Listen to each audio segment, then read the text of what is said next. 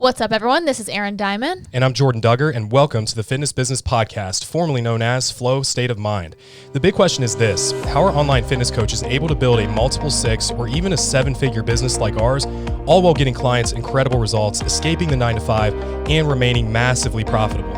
That was the question, and this podcast will give you the answers. This is the Fitness Business Podcast.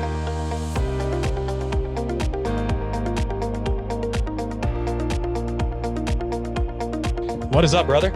Travis, welcome to the show, man. It's been a long time coming. Yes, sir. Glad to be here. I'm super excited about just being on somebody else's podcast. So Travis, you have your own podcast too, man. You want to go ahead and share what the name of that is called? Yeah, so right now it's called the 0 to 60 podcast, which will be changing very soon. But I just try to teach normal, average humans more about losing weight and feeling great. Yeah. And that's something I want to get into, is kind of like how you decide on topics and how you really simplify your message and things, because it's great. It's always, you just get it from the very basics of how do I hook people in to how do I make people really want to listen and have them have a takeaway message. Yeah. We didn't do a formal introduction, but I have to read what you put because I loved this so much. Okay. So when we gather, like a form from podcast guests kind of asking what they want to talk about, whatever intro, Travis wrote college dropout, third place winner of America's Got Talent, 6-figure online coaching owner, and average dude. And he was like, you can say whatever you want about me. Like, I'm just kidding. But I actually love that. And I think the average dude is like, it's kind of your superpower. And I don't know, are you familiar with Cody McBroom at all? I've heard of him, but I would be lying if I said I'm an avid follower. Yeah. I wouldn't say I'm an avid follower either, but he's just a good friend of ours. And he always says that. He always says my superpower and the reason people connect with me is because I'm average, just like them. And I think a lot of times people think they have to be this guru or speak in a certain way. And it's just something, I'd say it's a big thing that's attributed to your success, is you're just like, hey, I'm just going to talk to people and tell them what they want to hear. And I sift through the bullshit for them. But do you struggle with that ever in terms of just like simplifying your message? Do you ever get bored or try to go more complex and bring it down, or it's just something you do? I think it's an ongoing skill to try to communicate in as little words as possible effectively. Yeah. And it just comes back to like when I coached in person, you go to give somebody a cue and you say something like, all right, well, you're not going to drive your knees out and, keep your chest up. And like you say 45,000 things when really all you needed to say was stay on your heels. Yeah. So to me, it's a constant game of how can I say this in as little words as possible? And for that, the person on the receiving end to go, oh my God, like that's so stupid simple. Like, I get it. I got it. Don't say anything else. Yeah. So it's just doing that over and over and over again. That's great, man. I love that. So going back to when you and I and Erin all first met, we want to get into your story because I've heard pieces of it. I've actually never heard you tell it kind of from A to Z, but I really want to hear that because I think those experiences led to the kind of character that you are now, which is, I think is a cool thing to listen to. But also when we met, I can remember Travis being a part of Immediate Impact and seeing you kind of around asking questions, always questions that kind of caught my attention of like, damn, that's a good fucking question. Like the way he asked that. Mm-hmm. And then you came into the mentorship program and right away, I remember telling Erin, I was like, I don't know what it is about Travis, but this dude is smart, man. Like he gets it. Everything that you do, it's just, you took the action, you'd implement it and you would do it better than I could have ever done it. And that's always something like, I would give you something to do or like an idea and you would do it. And I'm like, I think I'm going to retrain the training now based on how Travis did it. I did that multiple times. Yeah. And that led to obviously us presenting an opportunity for you to be a part of IFCA. And now you're a big part of that. But let's go back to the beginning, man. Take us through your story and how Travis led to where you are now. Yeah. So there's a lot of moving parts to that story. But the beginning was really when I was in college. I went to Virginia Tech. And while I was there, I just didn't exactly feel like I was supposed to be there, or it didn't feel like I was on the right path. But, I was 20 and I didn't know how to verbalize that or communicate that to anyone because, you're a kid, you don't know what the hell you're doing. But I knew that something was off. So I was in a fraternity, Pi Kappa Alpha, and part of that fraternity's journey is each and every year they do this talent show for a philanthropy. So we did this talent show and we found this black light thing online and said, oh, we're just going to make our own version of this and we're going to do this ourselves. So we did this talent show. We won, no big deal. But someone recorded it and put it on YouTube. And this was in 2000, I think it was in 2009. So this is before YouTube is what it is today. And it went viral. It got like 500,000 hits. And then suddenly I was like, wait a minute, is there something to this? And then nothing happened. And time went on. It was like, man, that was really cool. But like, is there something else that's going to happen? Probably not. So like a year went by. One night, it was 2 or 3 in the morning. We were at a brother's house. And one of the comments on the video said, you guys should submit this to America's Got Talent. So, it's drunk. It's 2 or 3 in the morning. And someone's like, oh, it sounds good. Couple days later, one of the producers from the show called that guy and said, this is so-and-so from America's Got Talent. We'd like you to fly up to New York and perform your act. And the first reaction was like, who the fuck is this? Like, is this a joke? Like, this isn't real. Turned out it was real. He sent out an email. A bunch of guys showed up to the house. And as soon as I saw an opportunity to just focus on something else that was not school, I was like, you know what? I'm going to go do that because I'm just not interested in anything that I'm doing. And I need to do something else. I need to focus on something else. So 13 guys showed up to the fraternity house. We made this act, which we just randomly called Fighting Gravity. We built a 90-second routine. We flew to New York City. We performed it, and the judges and the audience pretty much like lost their shit and said, you're going to Vegas. Wow. And we were like, what the hell is going on right now? Wow. How did you guys fund the travel? Did you guys just all pull from your savings and everybody kind of pulled money together? And oh no, the show pays for all that stuff. oh, cool. Nice. Cool. We didn't have to do a damn thing. So we were 20 years old, most of us in the city, well, in like New York City, and doing this show. And then once we went through, it was like a little switch in my brain of, wait a minute, I don't know what just happened, but now I know like there is something here and we can do something with this. And I'm never going to get this opportunity again. Yeah. Like I'm not worried about school anymore. And was that your first time ever technically being paid money to do something that you really wanted to fucking do, right? Like on your own? Yeah, that's funny you should say that because we weren't even paid any money. Everything was just taken care of. Yeah. But it's so like that alone, you were like, this felt pretty cool. Yeah, like, oh, I don't have to pay for my meals for a little bit. Like, that's nice. They're just going to fly us places. Like, that's cool. Yeah. So we went through just round after round after round. We went to Vegas. We went to LA. We lived in LA for a while we were doing like the live rounds. And eventually we ended up placing third on the show. And by that point, it was like, there is 100% something to this because now it's been validated by millions of people. Like our parents can't say that this isn't a thing because we're just on TV for it. So it's legit. Yeah. And like major network TV too. Like we're not talking, we went on a reality show and it was on, I don't even know what the channel was. Paramount. Yeah, Paramount. You have to like search and find it. This is like, you tell your parents you're on, what was it on, NBC or? I think it was on ABC. Yeah, that sounds right. But like you tell your parents that, they're like, oh, okay, you're famous now. Yeah. And that was the first time where during that process, once we like completed the show, so to speak, they just didn't have any more ammo. They couldn't say that it wasn't going to work. So right after that, we were pulled off stage immediately. We were all put into a back room and they told us, we're going on tour for 2 months. Do you guys want to go? Yes or no? And we all went, yep. Yeah, no, we're down with that. So the top 10 acts from the show got on 4 or 5 tour buses and we toured, I think 24 cities across the US for 2 months. And that is exactly what you think that it was. Wow, that's so cool. Yeah. Wow. Yeah.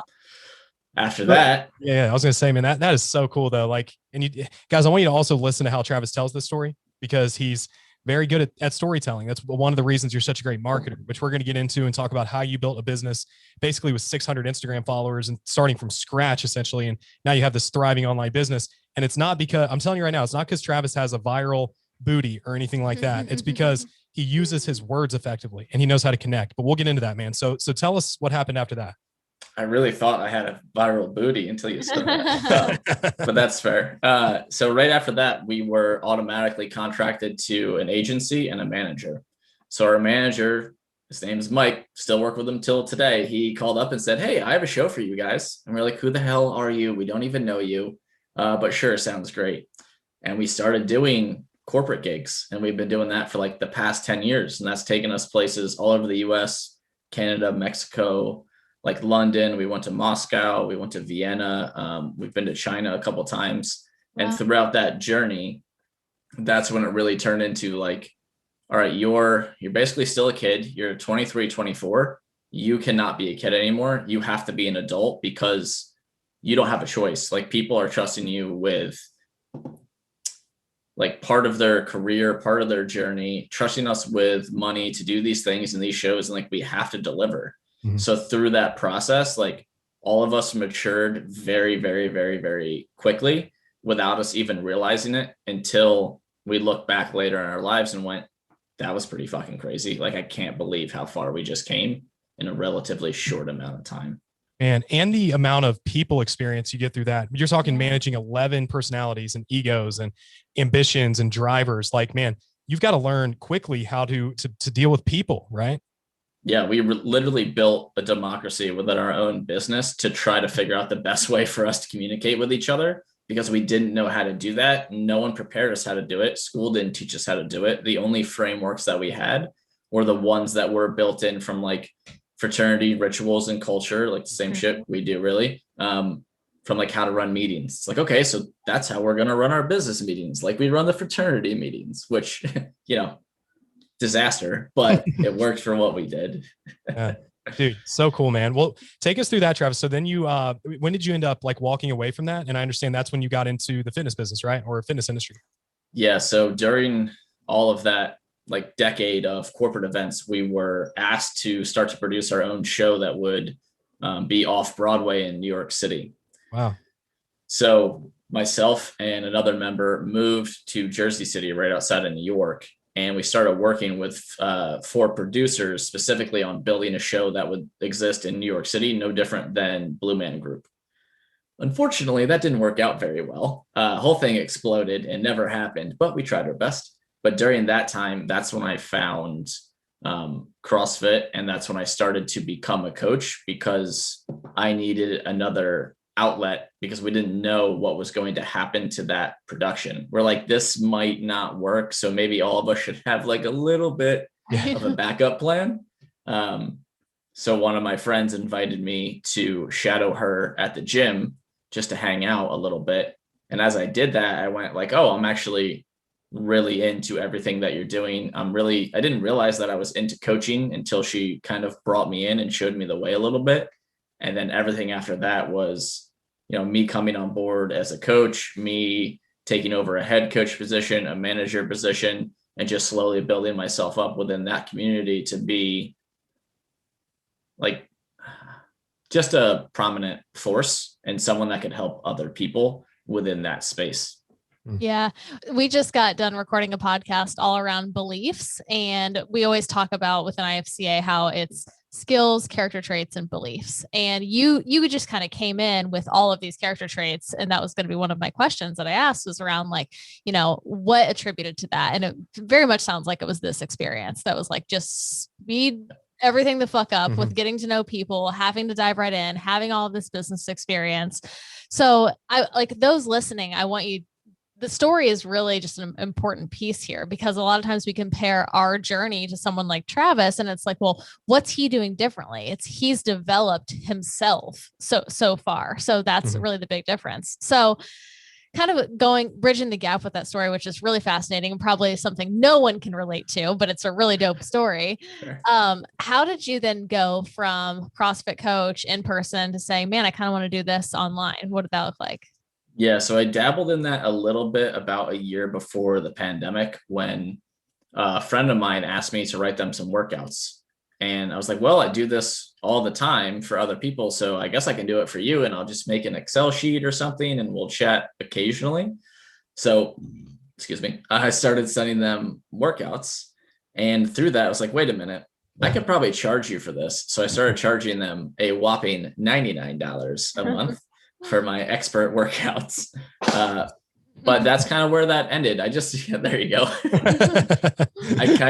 I did that for almost a year.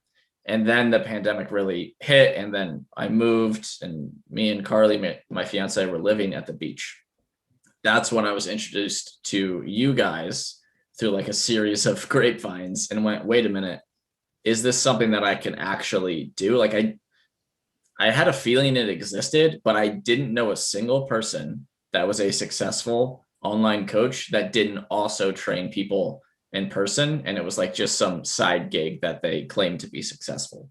Yeah. So that's where you guys basically just showed up. I was like, oh, sounds nice. Well, I want to hear a little bit more about that, because you mentioned something recently to me, Travis, which as we're working through this new IFCA offer that Travis is helping us to develop. And it's funny, a little an aside, we brought Travis on because he's just so talented with, really, I think one of your greatest talents is your ability to coach. And I think that's something we oftentimes overlook because you're such a great marketer and, writer and positioner, but your ability to not only take those things and communicate it into a digestible and understandable way for IFCA students is the game changer. It's no different than science-based trainers and coaches who know everything in the world, but it doesn't translate, right? And that's something that was so powerful with you. But I want to understand, like, what was the buyer's journey for you like when it came into IFCA? Because you mentioned something to me the other day. You're like, when I saw your guys' sales page, I was just kind of like, there's a lot here. Like, it's because it's not how Travis communicates. It's like, oh, we're going like they do this, like everything. And you're like, okay, how do we condense that into more simplified, like focusing on one problem? But I digress. What was the thing that caused you to go from suspects? You were obviously a suspect when you first heard about it. It's like, this seems like it could be bullshit, to client, and now actually part of our business. Yeah, that's a really good question. And while you were talking about that, I was trying to ID the specific moment that it happened. And now I actually do remember what it was. So the journey up to me getting to even figure out who you guys were was that my fiance used to work with Aaron in a training capacity like years and years ago. And she's been following you guys ever since and said, oh, I think they have like this online coaching mentorship. You should check it out. So I just kind of started looking around. I saw the sales page and it freaked me out because my brain just doesn't operate. Like, I just want to see like one or two things and be like, cool, got it. Like, I'm gone. But so I saw it and I left the page, but I didn't stop following either of you. And I just kind of kept following along. And I think what got me was you guys were doing like a free webinar or something similar. And it was like, oh, sign up to register and we'll just chat, whatever. So there's like 40 or 50 people on that particular call, and everyone was asking 1,000 different questions. And then the first question that I asked you guys was, why do you do the things that you do? And both of you in your own answer more or less said, because we really, really care about people. And I went, cool, I'm in. Like, if that is their answer, that aligns with who I am and everything that I've done for the past decade of my coaching life. And those are the kind of people that I want to be around.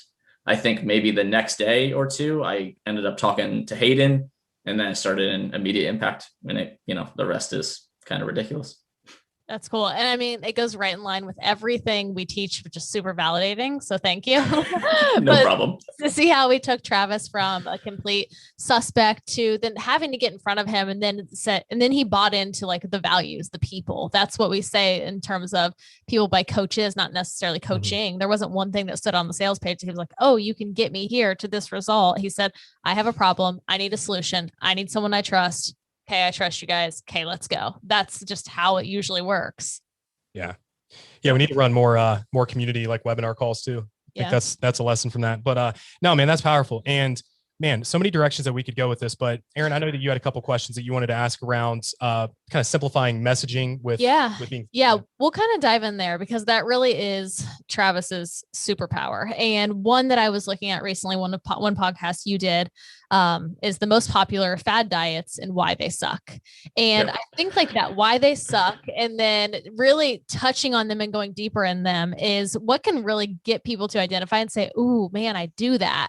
Where so many people kind of miss the boat is they just briefly touch on fad diets, and no one identifies with doing a fad diet. No one says, I'm starting a fad diet on Monday, and so we have to break it down and like kind of go to their language. But I want to give an example of that. Can you kind of just recap what was in that podcast? Like, what are those fad diets? Most importantly, what makes a fad diet, and kind of just jam on that? Yeah. So the fad diets that I was trying to target were the most popular ones that would pop up. So I literally Googled the most popular fad diets, and it was stuff like Atkins, keto, paleo, Shakeology, or like juice cleanses, that kind of stuff, which we all know people that do those things, but they're not aware that they're doing a fad diet. Right. So the first part of that episode was me trying to figure out in my own way, like, okay, how do I actually get the point across that what they're doing is a fad diet? Like, what is the definition?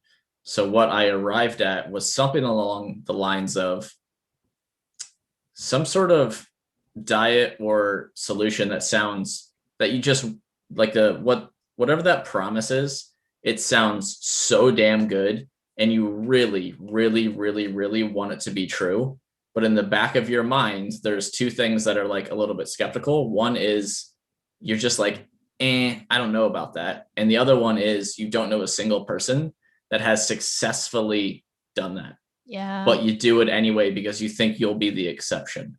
Yeah. Makes Completely sense. driven from emotion and zero logic. That's kind of the Correct. L. Yeah. You know, that comes back to like what we teach in IFCA. We have to break through to our coaches. And that's going to actually segue to a question around copywriting and things I want to ask you. But it's like our coaches are so fearful of making big claims or anything that sounds potentially, markety or gimmicky, etc.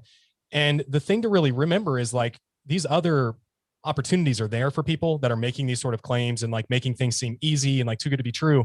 What if we did that, but we actually delivered, right? Like, what would that look like? Like, what if we presented a new opportunity that gave them that same elicited feeling of hope and inspiration and like, wow, this could work for me, but we actually delivered. And it's like, that's where the promised land is, right? But as you got into this, Travis, I want to know, like, as you started to build your business and you had this in-person clientele, you had a network, but you were transitioning into online. What were some of the biggest shifts that you made or breakthroughs where you were like, okay, I can do this, this, and this. And it seems as if I can attract clients and actually sell them and deliver them. Like, what were the key things throughout that process for you? That is a good question. I think it was being significantly more open to new ideas that I never heard. Mm-hmm. And that could be around copywriting, marketing, business in general, because people like me, I'll say like in-person trainers, they live in these little bubbles throughout the world. And I was in my own little bubble with my own little community, and that's fine. Like, I help people. That was great. But when we saw something back in the day that was similar to like an online coach, our first reaction back then was, that's probably a bunch of bullshit. Like, what you need to do is what we're doing. So everything was very like ego driven. Well, like, we still got people results and whatnot, but we were very quick to judge on what other people were doing, especially in the online space, because the stereotype or the common reoccurring theme that we believed was there's no way to do what we do online, right. Which is just now it's like literally backwards. It's like, you don't need an in-person trainer. Like, come just talk to me for 5 minutes. Yeah. We'll fix whatever you need to fix. Makes a lot of sense. That was the biggest barrier, was being like, okay, I have to be a lot more comfortable with the fact that I know how to train people in person. I need to figure out how to do that online, and I need to go learn all the skills that surround that thing so I can build a business and have the life that I want. Yeah. Yeah. Well, that's a really great example of something we were just talking about in the one we recorded about beliefs. Is you had this firm belief, or the people around you had this firm belief of like, it had to be done this way. And the point we were making around beliefs is there's some payoff to that. And that belief of like, it has to be done this way was really serving, because then you got to be right. You got to be the better coach. The people online is like, they're crazy. They're just trying to take people's money, whatever, because I've been doing this for years. So if they're right, like, what does that say about me? Everything I've done in the past, I could have been doing it easier. I could have been using less time. I could have been impacting people's lives. So that's such a great example, because we've talked about the character traits that you've developed to become who you are, to be able to do this type of thing and not crumble. And then the skills were just kind of there within IFCA. Oh, here you go. And then you also had a lot of just natural copywriting ability, but the beliefs, you came in, you said, all right, I'm just willing to look at a different way. So I love that answer, because that's the thing. A lot of people don't identify. Their beliefs are just so deeply ingrained. And like, we were talking in Slack about someone that has this issue right now. Yep. And it's like, how do you even get through? How do you help one like that? And sure, you can point them out and help and guide them in the right direction, but you've just, especially if you're going to pay someone money and go in and say, hey, I'm deciding to go in on this thing, you better be ready to just be like, hey, what I used to think is wrong, especially when it comes to diet and exercise. Yeah. What was that you used in the podcast we just scored to keep your belief, or your say stubborn in your goals and flexible in your methods? Yeah.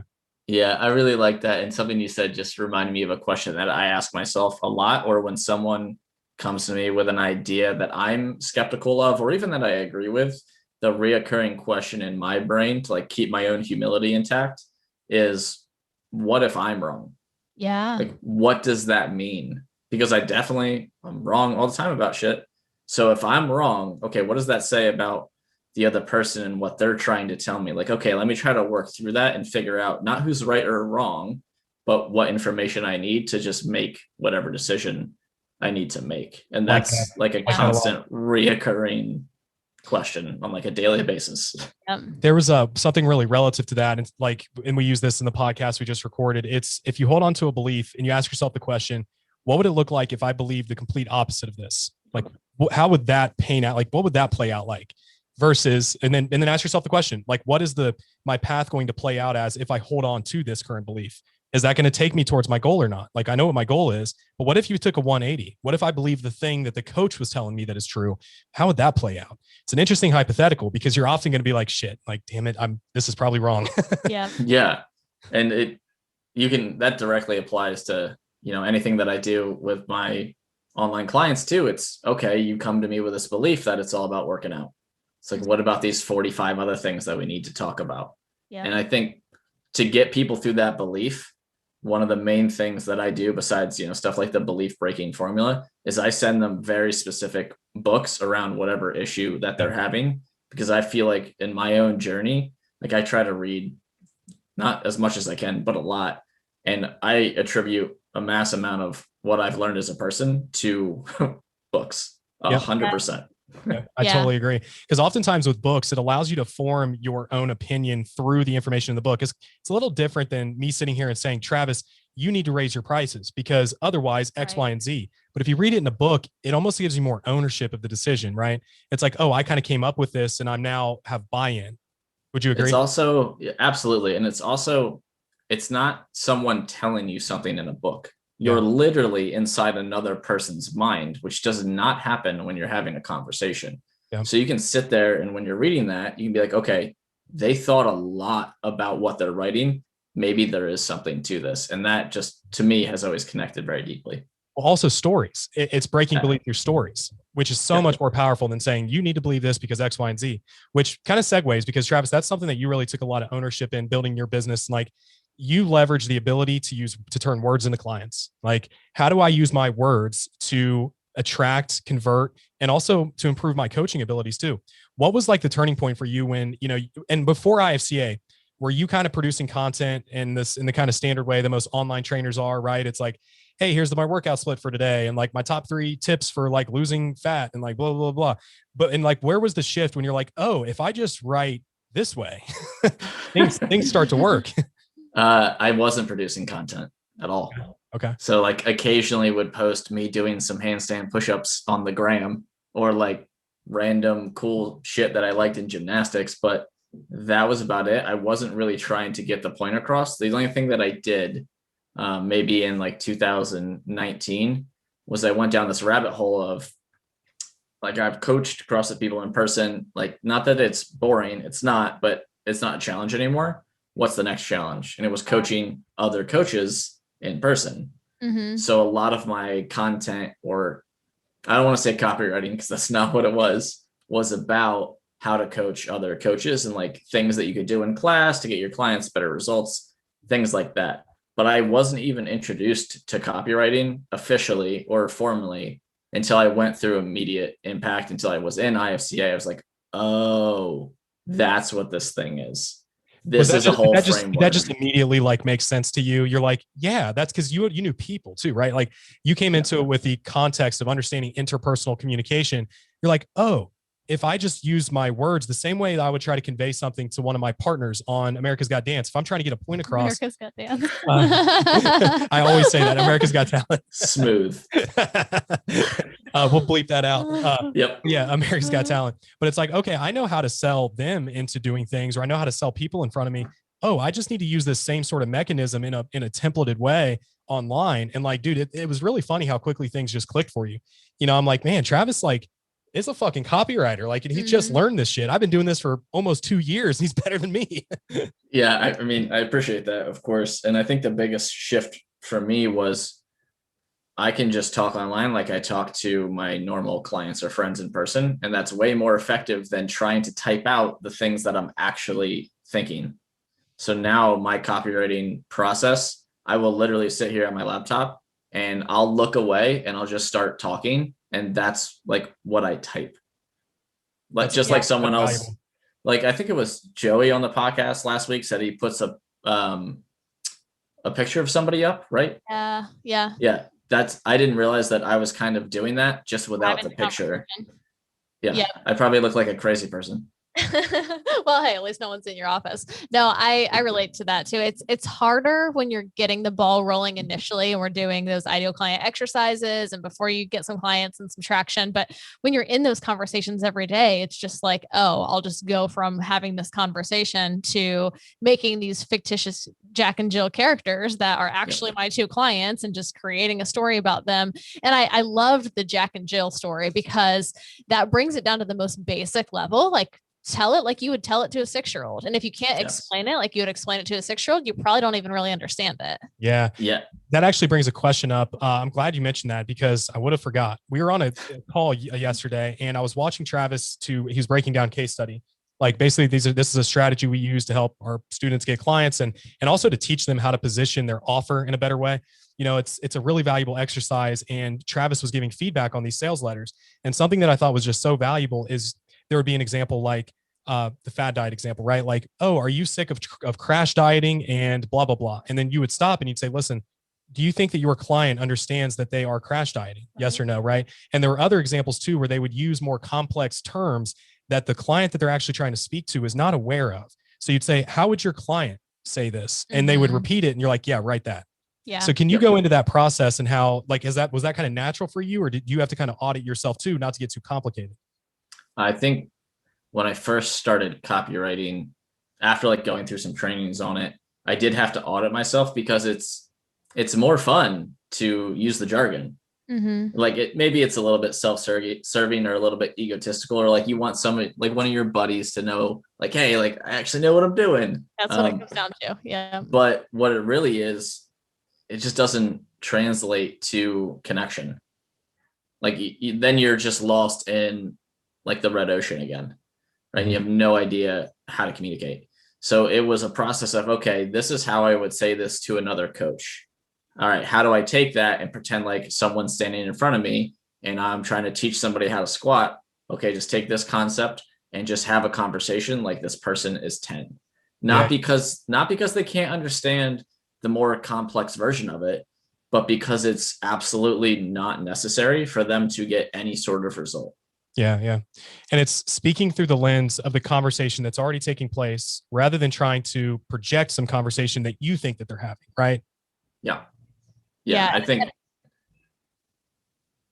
sorry, I was just thinking of an example. So back in the day when I coached in person, I was training another coach and I didn't realize I was doing this until you just said this, but they were trying to teach someone how to do a broad jump because they just like weren't jumping that far. And this other coach was using phrases like, all right, we're going to load up your hips more so you can create more torque so we can jump farther. Yeah. It's like, what the fuck does that mean? Exactly. Like I knew what he was saying, but afterwards I sat him down. I was like, look, what you're saying is correct. However, they have no idea what you just said and they can't actually do anything with that information. If you would have said, reach your butt back so you can jump farther, they would have been like, cool, got it. So that's the same thing we're trying to do with copy. It's just speak the same language they're speaking. That's it. Yeah. And it comes back to the beliefs, because if you really believe in yourself and know, I know what I'm doing, I can say it however I want to say it. I can say it like an idiot, like put my butt back rather than whatever you said. Then if you firmly have that belief, then you just release the attachment to needing to sound smart or needing to show up in front of another coach or whatever. And you just kind of roll and do it. It also makes you a million times more approachable, because the average person, they don't want to read your content and have their brain hurt and then question, man, is this going to be really, really hard when I get into it? Or are they going to say, am I just going to have to, do X, Y, and Z? And he's actually making it way more simple than anything I've ever thought. I'm glad you said said that, Aaron, because it also, the word approachable, it means that they're more likely to reach out to you to ask a question, because nobody wants to sound dumb to somebody who's constantly talking 10 levels above them. Right. Like I've done that before where I want to like reach out to Alan Aragon. I'm like, I'm not going to ask that question. That's probably going to sound stupid, you know? But Travis, I think it could be really valuable for people listening. I know you're a systems guy and you have like processes and you like having, just like me, man. And what is your go-to system when you sit down and you're thinking, okay, I need to write some content or I need to write some copy. I'm trying to attract some leads here. I'm trying to generate some inquiries. Do you have kind of a standard process that you go through in order to write, or, and this could be speaking too, guys, like you could be doing this on camera. It's no different, but like, what's your frame you go through? So to get most of my ideas or topics or concepts, it's usually through conversations that I'm having with my current clients. So if I see them use a buzzword or it's like a problem that they're having that someone else could relate to, I'm like, oh, I can just kind of use that and I can tell their story a little bit. And that's how I'm going to get this point across. What I try to avoid is just sitting down and looking at a blank screen and just like waiting for something to come out of me, so to speak. I have like a whole bank of ideas or just old copywriting stuff. And if I'm ever unsure, I can dive into that and be like, oh, so-and-so said this one thing at one time. Like, is there something there? Okay, I'm just going to start talking out loud as if that person is in front of me. And that's usually where a majority of my content comes from. I love the talking out loud piece so much because my brain would never work that way. I'm way too introverted. I need all the internal dialogue. When things start coming out, they start giving me anxiety. But it just goes to show that everybody's a little bit different. We had someone in the inner circle group kind of just really stressed over content yesterday. And Leslie's giving her advice. I'm giving her advice. Lacey's giving her advice. And they're all different. And it's like different things work for different people. But the one consistent that you said is, don't sit down and just expect ideas to hit you over the head, right? As you're going through things, jot little notes down. So keep a note in your phone, or even if you look at other people for inspiration, save their posts, whatever, have a place that you go to that's like, here's my inspiration bank. And even if it's only the first sentence of the idea, then it's like, oh, okay, I can kind of take myself back to the thought I was having. Is that kind of how you do it? Yeah, absolutely. And I'll literally go through some of the other students' content and be like, oh, that's another way to rephrase X, Y, and Z, or that's an amazing hook. I'm going to take that. I'm going to put my own spin on it. So there's it's almost a waste of your time to attempt it from scratch because there's no need to. It's not necessary. Yep. Good artist copy, great artist steal. There's a book that I actually just ordered that Carter recommended, and it's all around this. I think it's called Steal Like an Artist. And it's all around the content or the concept of all these different great works that have been produced over the years and how they've been inspired around something that had already existed, you know, but people just take things and make it better. Well, what about when you got an idea of what you want to create the post about, right? So it's like, okay, I'm going to make something around, maybe it's fat diet, whatever the overlying concept is. How do you sit down and put pen to pad? Because I know you mentioned something on an IFCA call that I thought was really powerful, how you're like, I just kind of write things out. And then I think about, okay, I have too many things going on here. How do I just take one thing out of this and create one post out of it? So do you have a standard process where you sit down to write? Sometimes. So my general schedule of writing is like Monday, Wednesday, Thursday, Friday, because that's just what works for me. Like, I'm not going to write anything on the weekend because that's not when my scheduled time is to write stuff. So when I sit down and I go to write and I'm like, okay, here's the general idea of what I want. It starts with, I'm just going to basically word vomit onto this page and I'm not going to stop until I go, oh, that's probably a good place to end. Then I usually get up and walk away because it's so easy just to go back and be like, oh, I'll just delete that one word, or I'll just, oh, this other thing over there. I like to give my subconscious time to process everything that I said, because there's a good chance that I'm going to figure out a much more effective way to say it the second time. So the first time it's basically crap. Like, that's never getting posted. But the second time is when I go back and I say, okay, is there just one concept in here? Like, okay, great. There is. I'm going to keep going. If there's two, I'm just going to start to separate it. But then it really comes down, and this is my favorite part, is just trimming the fat off the content. And it's a game for me to figure out how many words I can take out of that and still have the exact same point, the exact same story, and for it to be even more powerful. Because, you know, if we're talking about posting online in general with copywriting, I'm posting short stuff. It's not very long. It's not long form content. And I have maybe 10 seconds with that person. Yeah. So that's how I'm trying to write. Yeah, that's awesome. One other thing I wanted to pick your brain on is sales philosophy, because starting out in business, like if you can effectively get a message across and sell people and be good at what you do, you have a multiple six-figure business. It's like, that's really all you got to do. Get people in the door, like persuade them in. But kind of what is your thought? And obviously you've done a great job at sales. Travis has already crossed over the 100K mark in business this year. And how long have you had your business? Like really full time? Yeah. Less than a year. Yeah, less than a year. And we're I mean in March. So he gets it. He attracts people, he sells them. And this was like 3 weeks ago. You crossed that milestone. Yeah. Yeah. Yeah. Well, so it's even farther than that technically. So in 2020, it was 70. And then in this year, it's already projected to like double that or possibly even more. So yeah. So you get sales. So did you ever have resistance around it, or kind of how do you feel when you're on the other end of that sales call, and like what's caused you to be successful? it's funny you should mention it, because I used to have a lot of resistance around it when I was coaching in person, because we had these things called, we called them no sweat intros, but someone would come in, a coach or the owner would sit down and talk to that person and like take them through whatever script we were using. And I used to actively avoid those. And I'd be like, just get them in the gym and I will do whatever is needed. Like I can get them pull-ups, I can teach them how to deadlift, but I'm not sitting down with this person and trying to convince them that this is the right answer, because I already know it is. And like, I'm just going to be like, my ego's in the way. I'm not the right person for this. But then once that was a necessity and it was okay, you don't have a choice, you have to learn now, I was like, shit, I guess I'm just going to go for it. And I think the biggest struggle at the beginning was the mindset of in person versus you're on your own now. Mm-hmm. Because in person, you're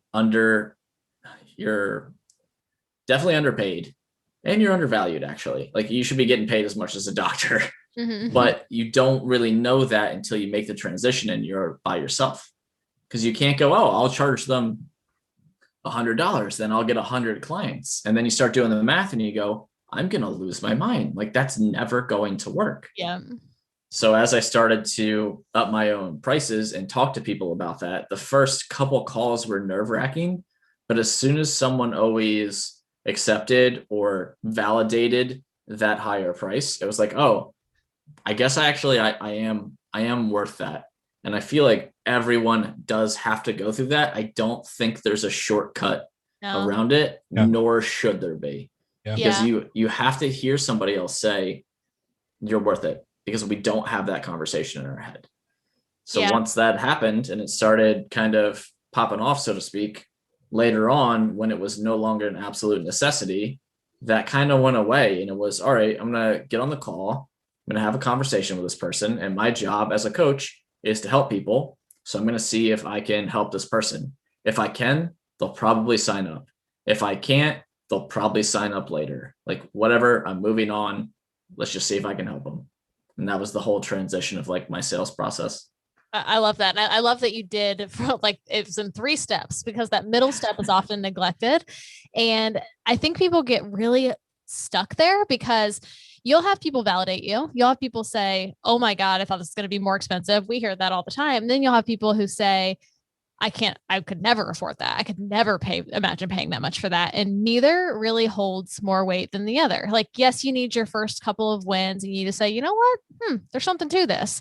And I think even more important than getting the yes is like 3, 4, 5 months later, when you're getting the holy shit, you changed my life. I would have paid triple for this. Cause then your worth is solidified in you. And it's like, it doesn't matter in this subjective market, in this game we're playing, what people say either way. But I do love that you touched on, hey, we got to get those first couple of wins and then just raise your prices from there to what feels good for you. Because if you don't believe in what you're pitching, if you're like, oh my God, there's no way they're ever going to go for this.